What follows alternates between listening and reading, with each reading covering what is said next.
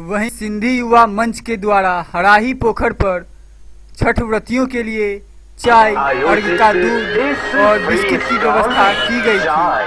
अर्घ का दूध एवं श्रद्धालु भक्तगण हमारे इस फ्री स्टॉल में चाय, पानी और अर्घ का दूध प्राप्त करके सेवा का मौका अवश्य दें।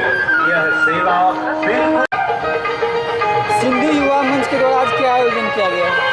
छठ पर्व के अवसर पर हम लोग विगत 4 सालों से चाय, बिस्कुट और अर्घ का दूध की व्यवस्था करते हैं।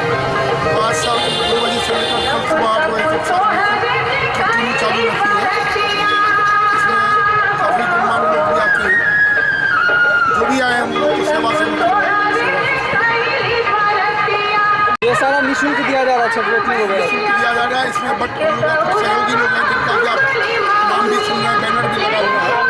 उन लोगों के सहयोग से कौन सब सहयोगी हैं इसमें? एक है उमा सिलाई machine, Bajaj sweets, Mahaseth colour paints और एक